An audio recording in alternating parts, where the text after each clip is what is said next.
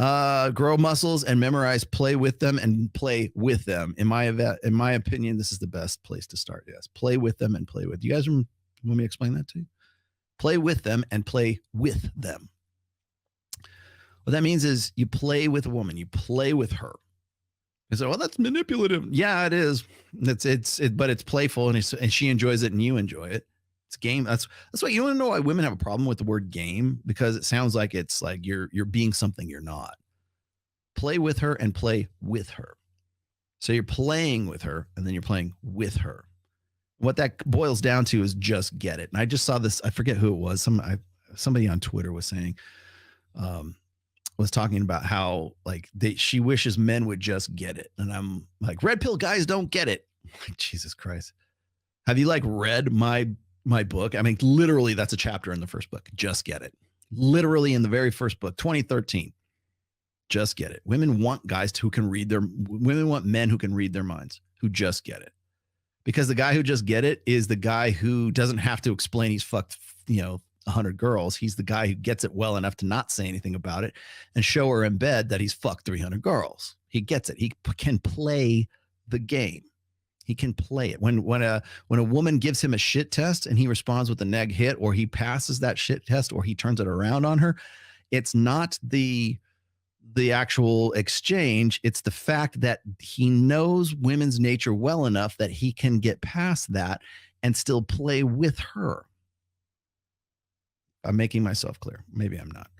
But in that exchange, she understands that there's this sort of, it's like fencing, right? It's thrust, parry, riposte kind of thing. It's like knowing how to dance, knowing how to play, knowing the conversation, knowing that she's not serious about this. She's fucking with you. And you know she's fucking with you. And so you respond by fucking back with her.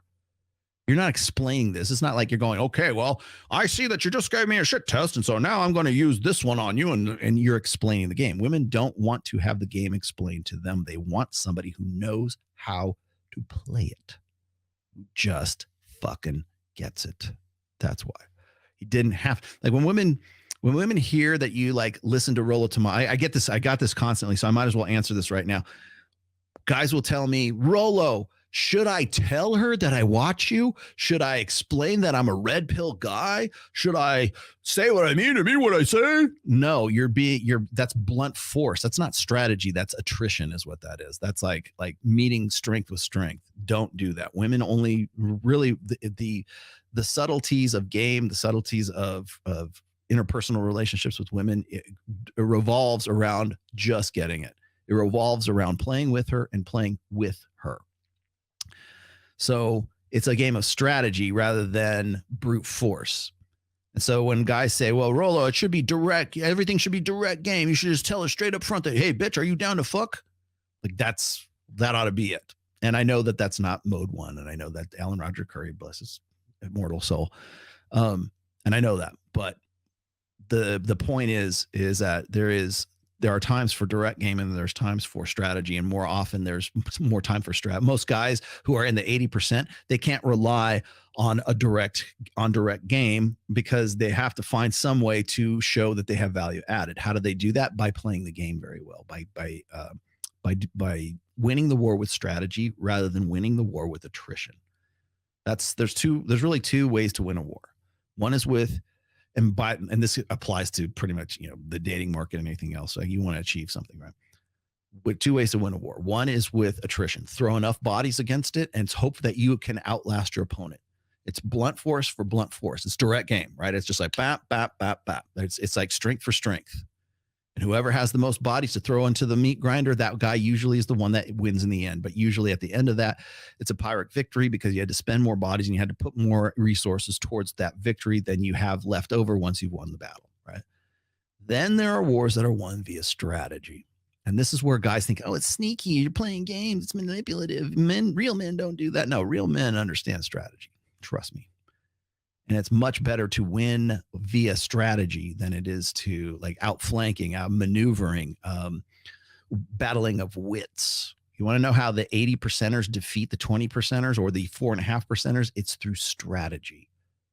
It's through technique. It's through tactics. It's through strategic thinking and grand strategy, basically, like seeing the forest for the trees, right? It's because on any in any other realm, most of these guys would not be able to win that battle or to be able to even be competitors in that field without that strategy. So, for instance, when we talk about amogging, like alpha male other guy, when that guy is clearly a superior player than you, it's the guy who can keep his wits about him, the guy who's an 80 percenter and he's confronted with Justin Waller and he wants to swoop in and take the girl that he's been working, like that he'd been like working on gaming for a while.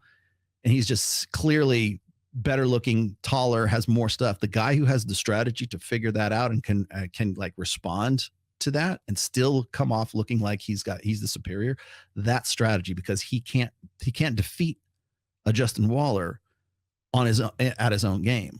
But if he can strategically think and find techniques and ways, a game, really social intelligence, he can win that battle. So there's two ways to win a battle: attrition, blunt force trauma, and then there's strategy.